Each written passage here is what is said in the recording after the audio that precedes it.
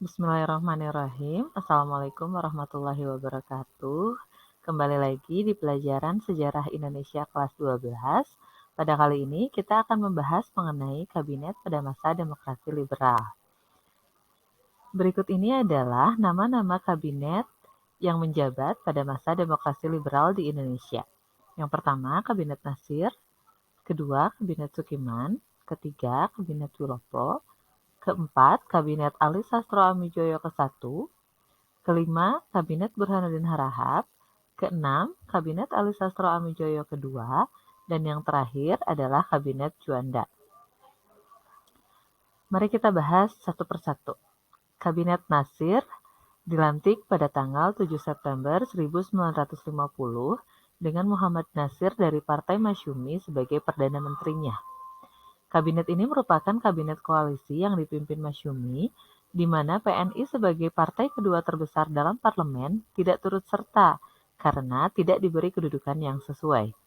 Tokoh-tokoh terkenal duduk di dalamnya, di antaranya adalah Sri Sultan Hamengkubuwono ke-9, Mr. Asaat, Insinyur Juanda, dan Profesor Dr. Sumitro Joyo Hadikusumo, sehingga kabinet ini merupakan zakon kabinet atau kabinet yang diisi oleh kalangan profesional atau kabinet yang sangat ahli di bidangnya dan bukan pada representatif dari partai politik. Yang berikutnya ada Kabinet Sukiman. Setelah jatuhnya Kabinet Nasir, Presiden Soekarno menunjuk Sidik Joyo Soekarto dari PNI dan Sukiman Wijosandoyo dari Masyumi sebagai formatur dan berhasil membentuk kabinet koalisi dari Masyumi dan PNI. Kabinet ini terkenal dengan nama Kabinet Sukiman Suwiryo yang dipimpin oleh Sukiman. Berikutnya ada Kabinet Wilopo. Kabinet Wilopo adalah kabinet ketiga yang dibentuk setelah pembubaran Negara Republik Indonesia Serikat. Kabinet yang diketuai oleh Wilopo ini bertugas pada periode 3 April 1952 sampai 3 Juni 1953. Wilopo adalah Perdana Menteri Indonesia yang ke-7. Terbentuknya Kabinet Wilopo ini didasari dengan bubarnya Kabinet Sukiman Suwiryo yang terjerat kasus Mutual Security Act. Kabinet Wilopo ini menjadi zakon kabinet, artinya kabinet ini berisikan jajaran para tokoh yang ahli dalam bidangnya, bukan hanya dari partai politik tertentu. Kemudian ada Kabinet Ali Sastro Amijoyo ke-1.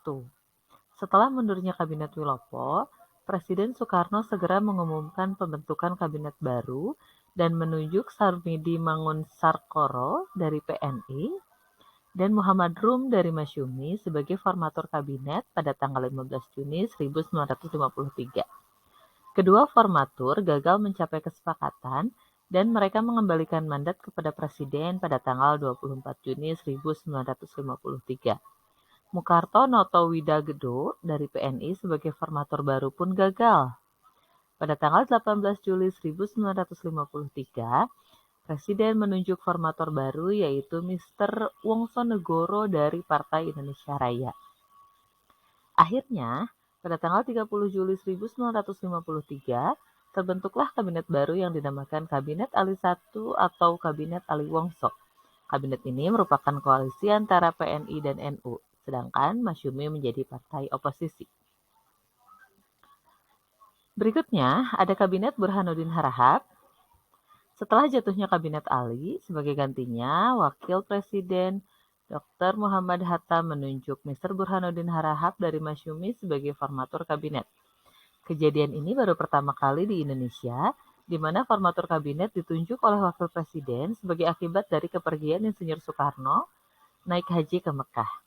Kabinet ini terbentuk pada tanggal 11 Agustus 1955 berdasarkan keputusan Presiden nomor 141 tahun 1955 tertanggal 11 Agustus 1955 dan mulai bekerja setelah dilantik tanggal 12 Agustus 1955 dengan dipimpin oleh Burhanuddin Harahap. Kabinet ini merupakan kabinet koalisi yang terdiri atas beberapa partai, bahkan hampir merupakan kabinet nasional sebab jumlah partai yang tergabung dalam koalisi kabinet ini berjumlah 13 partai. Tetapi karena masih ada beberapa partai yang sebagai oposisi tidak duduk dalam kabinet, seperti PNI dan beberapa partai lainnya, maka tetap kabinet ini termasuk kabinet koalisi. Keenam, ada Kabinet Ali Sastro Amijoyo II. Setelah berakhirnya masa jabatan Kabinet Burhanuddin Harahap, Presiden Soekarno menerapkan cara yang berbeda dalam menunjuk formatur untuk kabinet selanjutnya. Kali ini, Presiden Soekarno tidak menunjuk perseorangan menjadi formatur, akan tetapi menunjuk partai pemenang pemilu. Nantinya, partai tersebut yang akan mengajukan calonnya pada presiden. Saat itu, PNI sebagai partai pemenang pemilu berhak menjadi formatur dan mereka menunjuk Ali Sastro Amijoyo dan Wilopo. Tetapi pada akhirnya, Presiden memilih Ali Sastro Amijoyo menjadi formatur kabinet yang baru dan kabinet tersebut dinamakan Kabinet Ali Sastro Amijoyo II dengan Ali Sastro sebagai ketua kabinet. Kabinet ini merupakan hasil koalisi 3 partai yaitu PNI, Masyumi, dan NU. Yang terakhir adalah Kabinet Juanda. Setelah Kabinet Ali II jatuh, partai-partai politik kembali melakukan politik dagang sapi, yakni tawar-menawar antara beberapa partai politik dalam menyusun suatu kabinet koalisi untuk merebut kedudukan. Artinya, Presiden Soekarno menunjuk Insinyur Juanda yang non-partai untuk membentuk kabinet baru. Kabinet ini dinamakan Kabinet Juanda dan resmi berdiri tanggal 9 April 1957.